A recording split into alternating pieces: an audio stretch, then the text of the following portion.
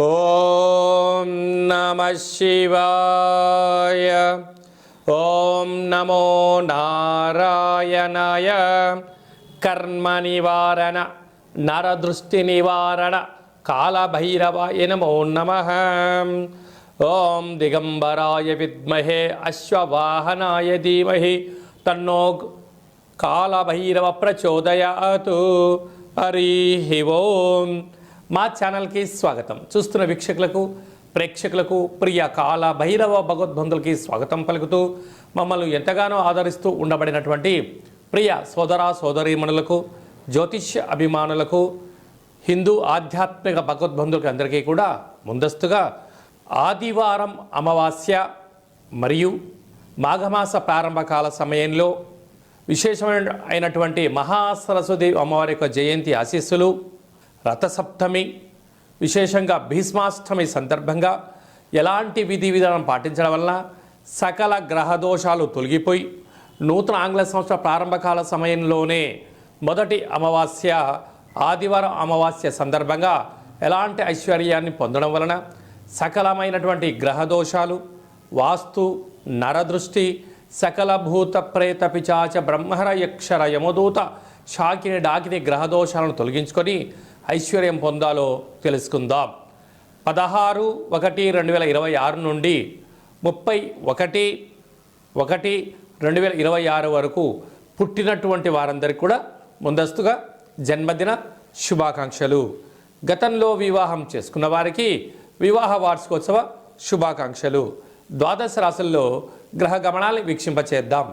మిథున రాశిలో దేవగురు బృహస్పతి సంచార స్థితి, సింహరాశిలో కేతు సంచార స్థితి, ధనుసు రాశిలో బుధ సంచార స్థితి, మకర రాశిలో ఏడాది తర్వాత రవి కుజ శుక్ర సంచార స్థితి, కుంభరాశిలో రాహు సంచార స్థితి, మీనరాశిలో శనైశ్వర స్వామి వారి యొక్క సంచార స్థితితో ద్వాదశ రాశుల్లో గ్రహ గమనాలు ఈ విధంగా ఉన్నాయి.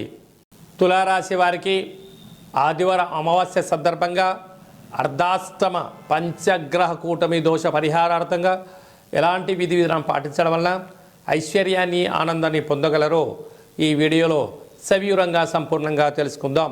తులారాశిలో ఏ నక్షత్రాలు వస్తాయనగా చిత్తా నక్షత్రంలోని 3వ పాదం, 4వ పాదం, స్వాతి నక్షత్రంలోని 4 పాదాలు, విశాఖ నక్షత్రంలోని 1, 2, 3 పాదాలను కలిపితే తులారాశి.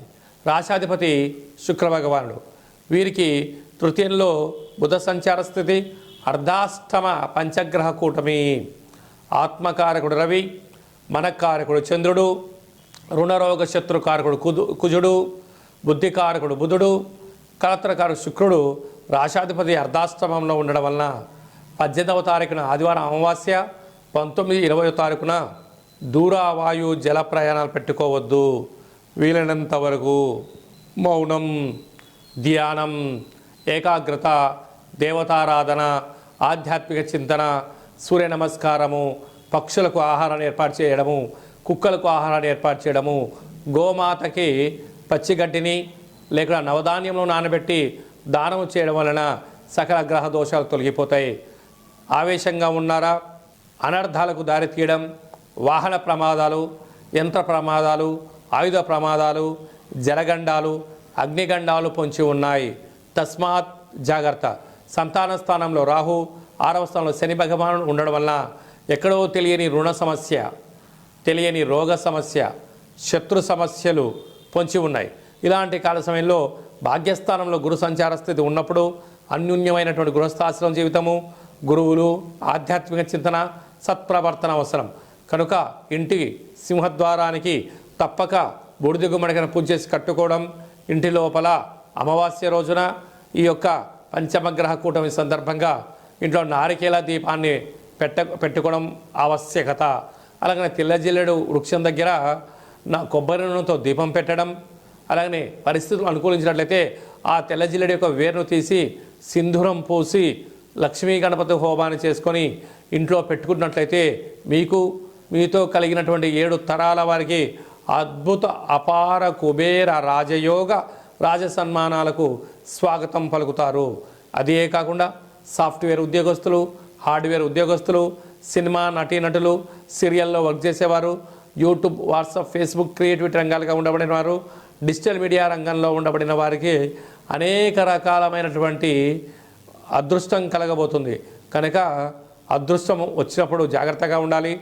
దురదృష్టం కలిగినప్పుడు మౌనము, ధ్యానము, ఏకాగ్రత, గురువుల యొక్క సేవ, తల్లిదండ్రులతో ఆధ్యాత్మిక చింతన, కోపానికి దూరంగా ఉండడము, మానవతా దృక్పథంగా ఉండగలిగితే సువర్ణపు యుగం మీదే అని చెప్పి గమనించాలి.